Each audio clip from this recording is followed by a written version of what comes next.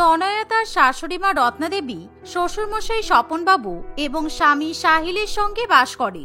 তার শ্বশুরবাড়ির পরিবার অত্যন্ত বড়লোক ছিল, আর তার পরিবারের সকলেই যথেষ্ট ভালো এবং সরল মনের মানুষ। তাই তনয়া নিজের ভালোবাসা এবং স্নেহ মায়া মমতা দিয়ে তার পরিবারকে একেবারে বেঁধে রাখে।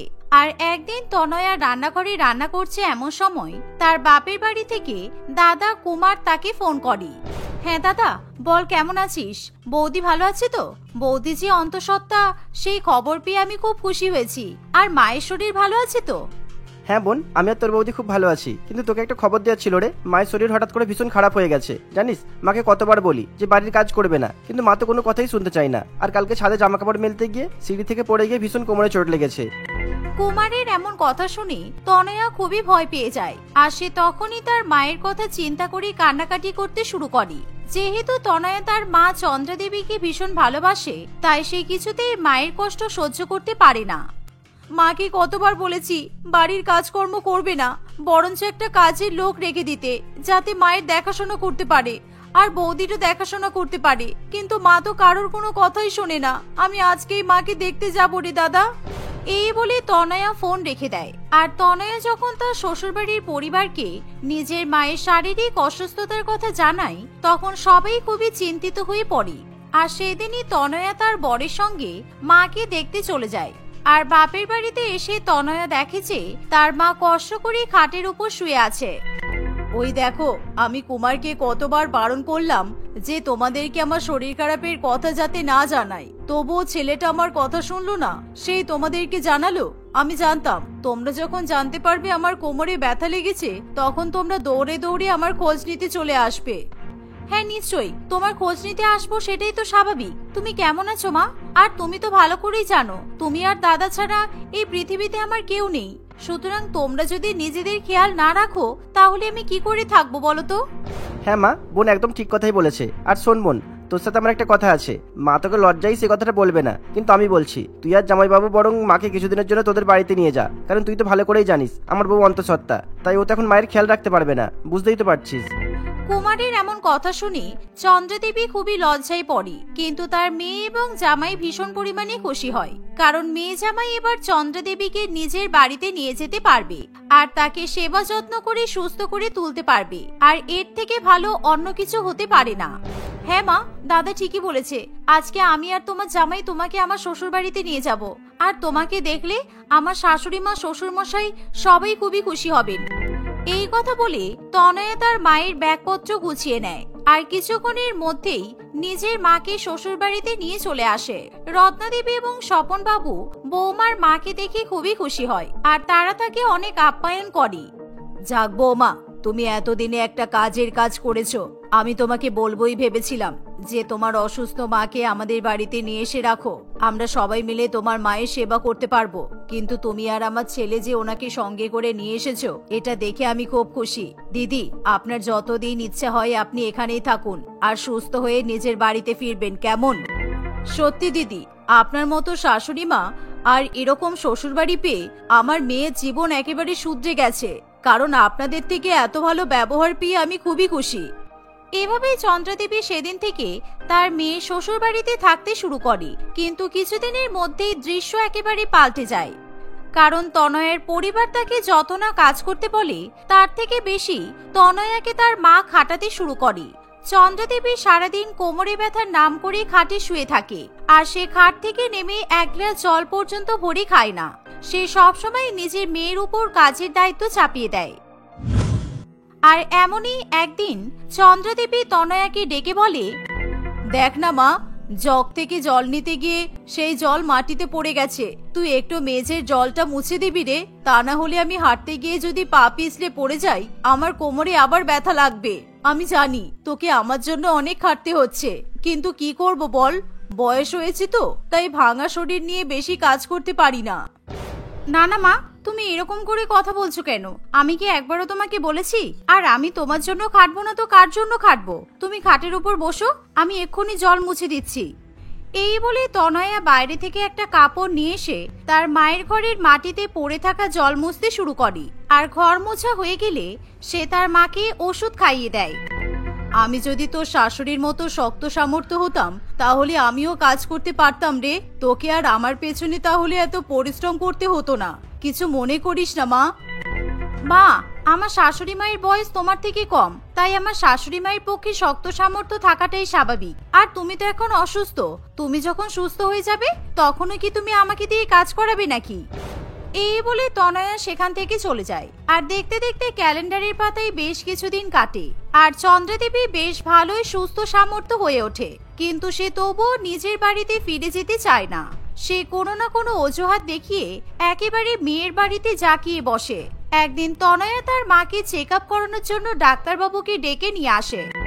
আপনারা একদম চিন্তা করবেন না, উনি একদম সুস্থ হয়ে গেছেন। সুতরাং চন্দ্রা দেবী, আপনি এখন ভালো মতো হাঁটাচলা করতে পারবেন, এমনকি দৌড়াতে পর্যন্তও পারবেন। তাই আপনি এখন ওষুধ খাওয়া বন্ধ করে দিতে পারেন, কোনো অসুবিধা নেই। হ্যাঁ ডাক্তারবাবু, আমি আমার মাকে এই কথাই বলছিলাম, সেই কারণে আপনার কাছ থেকে কনফার্মেশন নিয়ে নিলাম। তাই না মা? তুমি চিন্তা করো না, তোমাকে আর এত কড়া ওষুধ খেতে হবে না, আর তুমি আগের মতো হাঁটাচলাও করতে পারবে। আর কিছুক্ষণের মধ্যেই ডাক্তারবাবু সেখান থেকে চলে গেলে চন্দ্রাদেবী ভীষণই চিন্তায় পড়ে, কারণ সে এখন সুস্থ হয়ে গেছে আর তাকে এবার মেয়ের শ্বশুর বাড়ি থেকে নিজের বাড়িতে ফিরে যেতে হবে। আর সে মনে মনে এত আরাম এবং বিলাসবহুল জীবন ছেড়ে একেবারে নিজের বাড়িতে ফিরে যেতে চায় না। তাই এবার সে কি অজুহাতে মেয়ের বাড়িতে থাকবে কিছুই বুঝে উঠতে পারে না। হ্যাঁ তনয়া, তুই একদম ঠিকই বলেছিস। আর সত্যিই তো আমি সুস্থ হয়ে গেছি, তাই তোর শ্বশুর বাড়িতে এখন আমি কেন থাকবো বল? যাই, আমি এবার বাড়ি ফিরে যাই। তুই অনেক করেছিস রে মা আমার জন্য, আর তোর শ্বশুর বাড়ির লোকেরাও আমার অনেক হেল্প করেছে। এই বলে চন্দ্রাদেবী খাট থেকে নেমে ইচ্ছা করে মাথা ঘুরে অজ্ঞান হয়ে পড়ে যাওয়ার নাটক করে। আর এমন অবস্থা দেখে তনয়া এবং তার শ্বশুরবাড়ির লোকেরা ভীষণ পরিমাণে ভয় পেয়ে যায়। আর কোনো মতে তারা চন্দ্রাদেবীর মুখে জলের ছিটা দিয়ে তাকে সুস্থ করে তোলে। দেখেছো মা, তুমি কেন এরকম ভাবছো বলো তো? আমি কি তোমাকে একবারও বলেছি এখান থেকে চলে যেতে? আর তুমি এমন হঠাৎ করে মাথা ঘুরে পড়ে গেলে কেন? তুমি এখান থেকে কোথাও যাবে না, এখন তুমি এখানেই থাকবে। এই কথা শুনে চন্দ্রাদেবী মনে মনে খুবই খুশি হয়। আর এভাবেই দেখতে দেখতে কিছুদিন কাটে। একদিন সবাই মিলে গল্প করছে, এমন সময়, বৌমা, আজকে আমার খুব মটন কষা আর পোলাও খেতে ইচ্ছে করছে, তুমি আমাকে মটন কষা আর পোলাও বানিয়ে দাও না। দুপুরবেলা জমিয়ে খাসির মাংস আর পোলাও খাবো, আমার খুব ইচ্ছা করছে। ঠিক আছে মা, তাই হবে। আমি সকলের জন্য খাসির মাংস আর পোলাও রান্না করে দেব। আর আজকে বেশ ভালো বৃষ্টিও পড়ছে, দুপুরবেলা সবাই মিলে একসঙ্গে বসে পোলাও মাংস খাওয়া হবে। এই বলে তনয়া রান্নাঘরে গিয়ে সবার জন্য মাংস এবং পোলাও রান্না করতে শুরু করে। আর অন্যদিকে চন্দ্রাদেবীও মনে মনে খুবই খুশি হয়, কারণ সেও আজকে জমিয়ে খাসির মাংস এবং পোলাও খেতে পারবে। দেখতে দেখতে দুপুরবেলা খাবার খাওয়ার সময় হয়ে এলে তনয়া সকলের পাতে খাসির মাংস এবং পোলাও দিলেও তার মায়ের পাতে সেই খাবার দেয় না, বরঞ্চ সে তার মায়ের পাতে আলাদা করে চিকেনের পাতলা ঝোল এবং ভাত দেয়। একি, তুই সবাইকে গরম গরম পোলাও আর মাংস খেতে দিলি, কিন্তু আমার বেলায় পাতলা চিকেনের ঝোল আর ভাত কেন? তোদের বাড়িতে এখন আছি বলে আমাকে খাওয়ার সময় এরকম ভাবে কাজের মেয়ের মতো খেতে দিবি? আমার আর এত অপমান সহ্য হচ্ছে না, আমি এবার নিজের বাড়িতে ফিরে যাব। মা, তুমি আমাকে ভুল ভাবছো। তুমি মনে করো, যখন তুমি অজ্ঞান হয়ে পড়েছিলে তখন ডাক্তারবাবু বলেছিল তোমার খাওয়া দাওয়ার বিষয়ে খেয়াল রাখতে, আর তোমাকে যাতে বেশি তেল ঝাল যুক্ত খাবার দেওয়া না হয়, সেই জন্যই তুমি তোমার জন্য সাদা ভাত আর পাতলা চিকেনের ঝোল রান্না করেছি। চন্দ্রাদেবী কিছুতেই তার মেয়ের কথা শুনতে চায় না। সে কাঁদতে কাঁদতে খাবার টেবিল ছেড়ে উঠে নিজের ঘরে চলে যায়। সত্যি বৌমা, একদিন না হয় তোমার মা আমাদের সঙ্গে খাসির মাংস আর পোলাও খেত, তাতে ওনার শরীরে আহামরি কিছু ক্ষতি হয়ে যাবে না। যাও, তোমার মাকে গিয়ে খাসির মাংস আর পোলাও দিয়ে এসো, না হলে উনি মনে মনে খারাপ ভাবছেন। এই শুনে তনয়া তার মায়ের জন্য খাসির মাংস এবং পোলাও নিয়ে মায়ের কাছে চলে যায়। আর তখনই তনয়া তার মাকে ফোনে কথা বলতে শুনি। আরে কুমার, তুই চিন্তা করছিস কেন? তোর বোন কিচ্ছু বুঝতে পারেনি। সেদিন কেমন পড়ে যাওয়ার নাটক করে তোর সাথে পরিকল্পনা করে তোর বোনের বাড়িতে এসে উঠলাম। তোর বোনের শ্বশুর বাড়ির লোকেরা ভীষণ বড় লোক, আমাকে খুব আরামে রেখেছে। আমি তো ধান্দা করেছি সারা জীবনের মতোই মেয়ের বাড়িতে থেকে যাব। সত্যি মা, তোমার যে কি ভাষায় প্রশংসা করবো সেই ভাষা খুঁজেই পাচ্ছি না। ভালোই হয়েছে, একদিকে আমাকেও বেশি টাকা খরচা করতে হচ্ছে না, আর আমার অন্তঃসত্ত্বা বউ বেশ আরামেই আছে, আর তুমিও ওইদিকে নিজের মেয়ের শ্বশুর বাড়িতে একেবারে জাকিয়ে বসেছো। শোনো না মা, তুমি যেসব ভালো মন্দ খাবার খাচ্ছ সেগুলো পারলে বোনকে বলে আমার জন্য পাঠিয়ে দিও। আরে ঠিক আছে কুমার, আর ছোটবেলা থেকেই তোর বোন এমনিতেই বোকা, আর বরাবরই আমি তোর বোনের থেকে তোকে বেশি ভালোবাসি, তাই আমি কি করে চাইতে পারি বল যে তোর বেশি টাকা খরচ হোক। সুতরাং আমার সেবা করতে তোর যাতে কোনো টাকা খরচ করতে না হয়, তাই তো আমি আমার মেয়ের ঘাড়ের উপর এসে বসে আছি। মেয়ের বাড়িতে থাকতে আমার বেশ আরাম লাগছে। মায়ের মুখে এমন কথা শুনি তনয়ের হাত থেকে খাবারের থালা পড়ে যায়, আর এই দেখে চন্দ্রাদেবী ভীষণ পরিমাণে ভয় পেয়ে যায়। তুই তুই এখানে কি করছিস? তুই কখন এলি? একবারও আমাকে ডাকলি না কেন তুই? ভাগ্যিস আমি তোমাকে ডাকিনি, না হলে তুমি যে দাদাকে এতগুলো কথা বলছিলে সেগুলো তুমি শুনতেই পেতাম না। আর তুমি কেমন ধরনের মানুষ মা, যে নিজের পেটের মেয়েকে মিথ্যা কথা বলতে পারো? তোমার যদি মেয়ে শ্বশুর বাড়িতে এসে থাকতে আরাম করতে এতই ইচ্ছা হচ্ছিল, তুমি আমাকে সরাসরি বলতে পারতে, আমি তোমাকে নিয়ে চলে আসতাম। কিন্তু দাদার বেশি টাকা খরচা হবে না বলে আর বৌদিকে ভালো রাখতে তুমি আমার সঙ্গে এরকম ব্যবহার করলে। আমি ভাবতেই পারছি না মা, তুমি এতটা নিচে নামতে পারবে। এই শুনে চন্দ্রাদেবী ভীষণই লজ্জা পেয়ে যায়, আর তখনই সেখানে তনয়া শ্বশুরবাড়ির লোকেরা এসে উপস্থিত হয়, আর তনয়া সবাইকেই সত্যি কথা বলে। ছাড়ো বৌমা, তোমার মা তোমাকে মিথ্যা কথা বলতে পারে, কিন্তু তুমি তো ওনার সঙ্গে খারাপ ব্যবহার করনি। আর দিদি, অনেক দিন হলো আপনি এখানে আছেন, আর আমরা এখন কিছুদিনের জন্য ঘুরতে যাব, তাই আমি তনয়াকে বলে দিচ্ছি, বৌমা তুমি তোমার মাকে সসম্মানে ওনার বাড়িতে ছেড়ে দিয়ে এসো। এর পরের বার যদি সত্যিকারের ওনার শরীর খারাপ করে, তাহলে আমাদের বাড়িতে উনি অবশ্যই আসবেন, কেমন? আমার ভুল হয়ে গেছে, আপনারা আমাকে ক্ষমা করে দিন। তনয়া, আমাকে ক্ষমা করে দে মা। তোর শ্বশুর বাড়ির লোকেদের এত টাকা দেখে আমি নিজের লোভ সামনে রাখতে পারিনি, তাই এখানে আরাম করতে চলে এসেছিলাম। কিন্তু এরকম ভুল আমি আর কোনোদিনও করব না। তুই আমার সাথে সম্পর্ক বিচ্ছিন্ন করে দিস না মা। মাকে এরকম কান্নাকাটি করতে দেখে তনয়া তার মাকে ক্ষমা করে দেয়, আর সেদিনই চন্দ্রাদেবী সকলের কাছে ক্ষমা চেয়ে নিজের বাড়িতে ফিরে যায়, আর তনয়া আবার তার শ্বশুরবাড়ির পরিবারের সঙ্গে হাসি খুশি সংসার করতে থাকে। আর মাত্র কিছুদিন পরেই হোলি। বিয়ের পর নিজের প্রথম হোলি নিয়ে পরমা ভীষণ পরিমাণে উত্তেজিত থাকে, কারণ সে ঠিক করে যে এবার সে শ্বশুরবাড়ির লোকেদের সঙ্গে হোলি উৎসব পালন করবে, কারণ সে ভীষণ পরিমাণে রং খেলতে পছন্দ করে। পরমা নিজের মনে হোলি নিয়ে নানান রকমের পরিকল্পনাও করতে থাকে।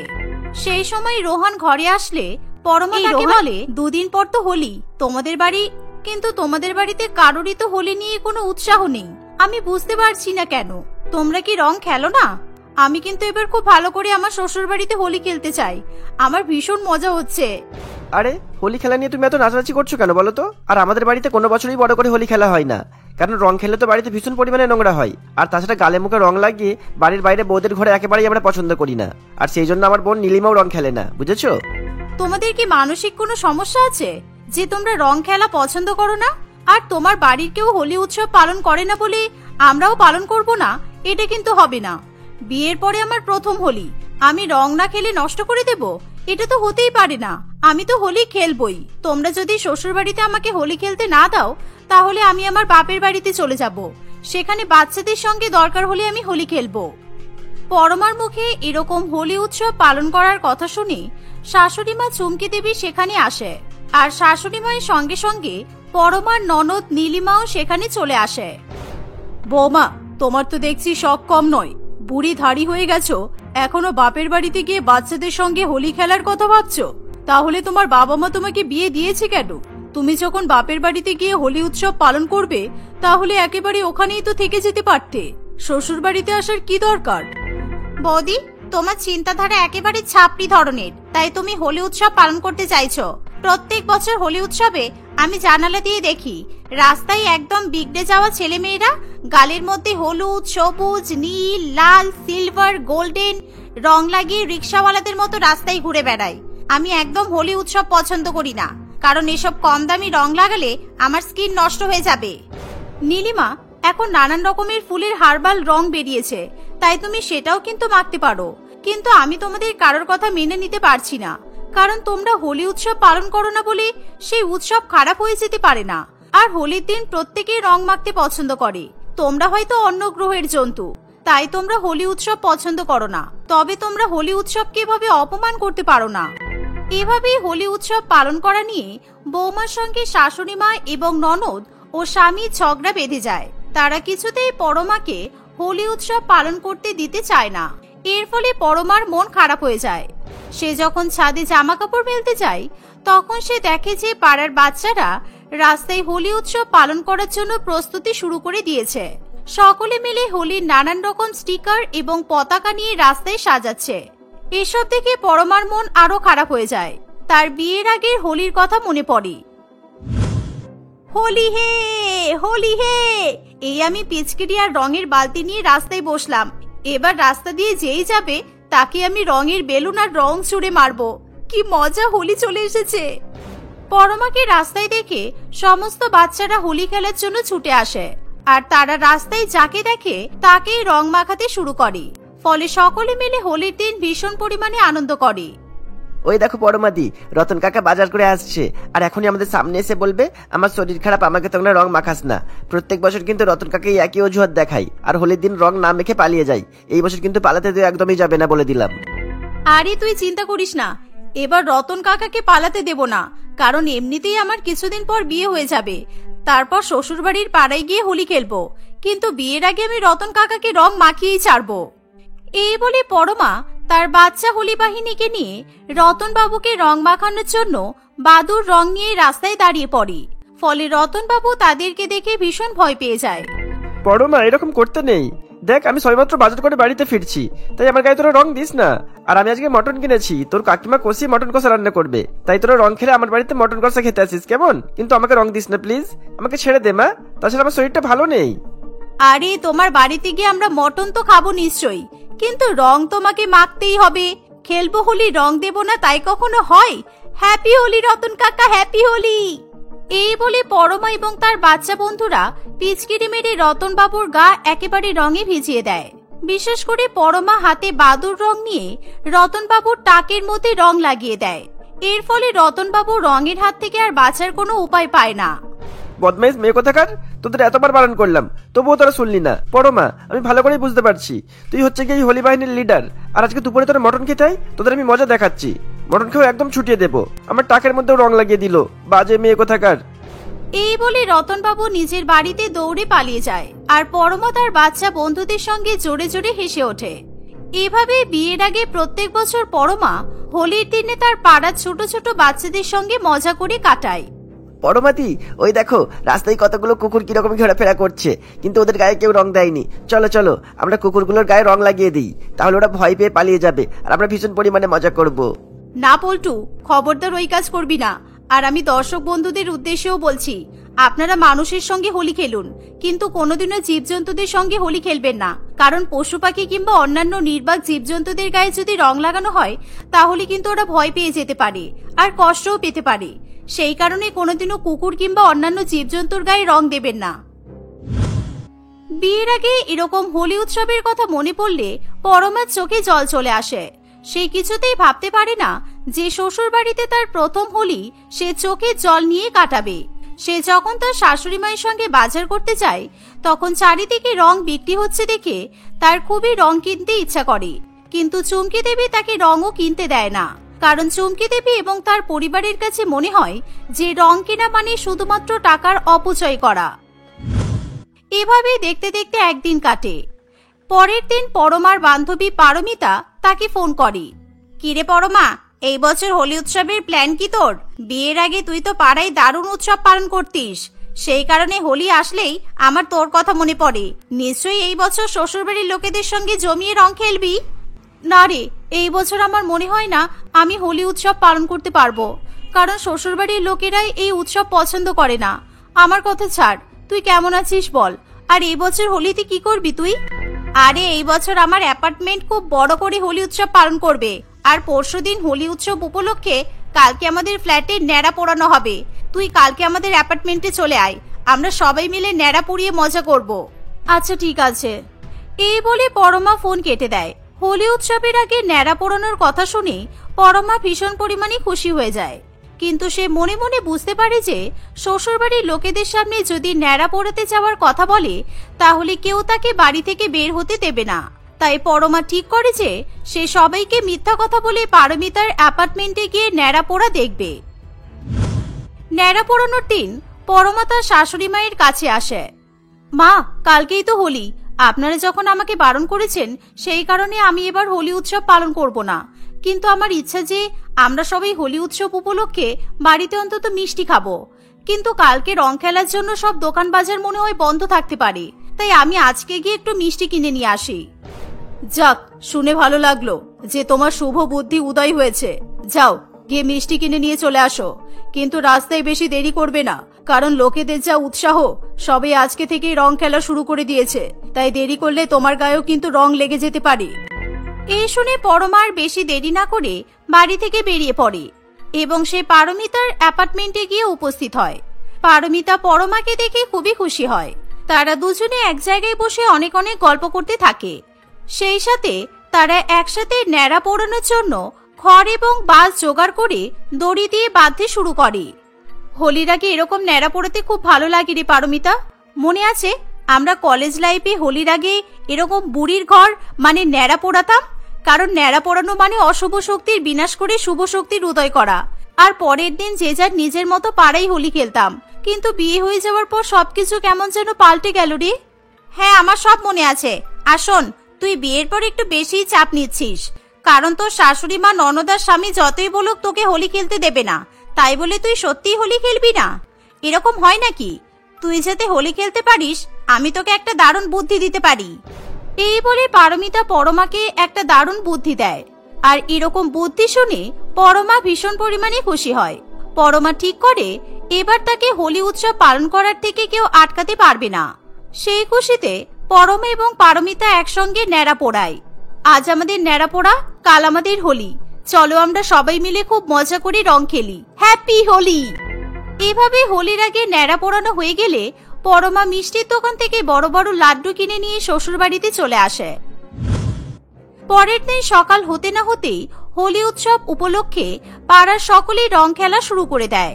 সকলে আবির এবং রং নিয়ে রাস্তায় বেরিয়ে পড়ে আর হ্যাপি হোলি বলে চিৎকার করতে থাকে। এই দেখে পরমার মন আনন্দে নেচে ওঠে। সে তখন বড় বড় লাড্ডু নিয়ে গিয়ে তার শাশুড়ি মা, স্বামী এবং ননদকে খাইয়ে দেয়, কিন্তু তারা কেউ বুঝতে পারে না সেই লাড্ডুতে ভাং মেশানো আছে। আমি শ্বশুর বাড়িতে প্রথম হোলি উৎসব পালন করব আর সবাইকে ভাং খাওয়াবো না, তা কি কখনো হতে পারে? আমি ভাং খাওয়াতাম না, কিন্তু রং খেলার জন্য আপনাদেরকে ভাং খাওয়াতেই হলো। এবার আপনারা হোলি উৎসব পালন করতে বাধ্য হবেন। ওরকম ভাং মেশানো লাড্ডু খাওয়ার পর রোহান, চুমকি দেবী এবং নীলিমার ভীষণ পরিমাণে মাথা ঘুরতে থাকে। তারা ব্যাপারটা বুঝে ওঠার আগেই ভীষণ পরিমাণে হাসাহাসি করতে শুরু করে দেয়। আর পরমা সেই সময় আবির রং নিয়ে এসে তার শ্বশুরবাড়ির লোকেদেরকে মাখিয়ে দেয় এবং হোলি খেলতে শুরু করে। হ্যাপি হোলি, তোমাদের সবাইকে হ্যাপি হোলি। আমি সবার জন্য ছাদে রং খেলার ব্যবস্থা করেছি, চলুন আমরা সবাই মিলে আনন্দ করে আজকে রং খেলবো। হ্যাপি হোলি। এসব তো ঠিক আছে বৌমা, কিন্তু তুমি আমাদেরকে কি লাড্ডু খাওয়ালে গো? আমার তো খুব হাসি পাচ্ছে, আর তোমাকে দেখে বেশি বেশি করে রং খেলতে ইচ্ছা করছে। চলো আমরা রং খেলবো, হোলি। এভাবেই সকলে ভাং খাওয়ার পর বুঝতে পারে না যে তারা কি করবে। তারা পরমার সঙ্গে ছাদে গিয়ে হোলি খেলতে শুরু করে দেয়। তারা পথ চলতে সকলের গায়েও রং মাখায়। এভাবেই বিয়ের পর প্রথম হোলিতে পরমা ভীষণ আনন্দ করে। সে মনে মনে এত সুন্দর বুদ্ধি দেওয়ার জন্য পারমিতাকেও ধন্যবাদ জানায়। কিন্তু এখানেই হোলি উৎসবের শেষ হয় না। বৌদি, আমি প্রত্যেক বছর হোলিতে দেখেছি সবাই কাঁচা পচা ডিম ছুঁড়ে ছুঁড়ে হোলি খেলে, তাই চলো আমরা রঙের সাথে লোকের গায়ে কাঁচা আর পচা ডিম মেরে রং খেলবো। এই বলে নীলিমা পচা ডিম জোগাড় করে নিয়ে এসে লোকেদের গায়ে পচা ডিম মেরে হোলি খেলতে থাকে। নীলিমা কিছুদিন আগে নিজেই তার বৌদিকে বলেছিল যে এরকম রিকশাওয়ালাদের মতো রং খেলতে সে পছন্দ করে না, কিন্তু হোলি উৎসবের এমন মাহাত্ম্য যে নীলিমা নিজেই রিকশাওয়ালাদের মতো রং খেলতে শুরু করে দেয়। এভাবে তারা হোলি উৎসবে প্রচুর আনন্দ করে আর সবাই মিলে রং মেখে ভূত হয়ে যায়। তাই তারা সবাই ঠিক করে যে প্রত্যেক বছর হোলি উৎসবে তারা এভাবেই মিলেমিশে হোলি উৎসব পালন করবে।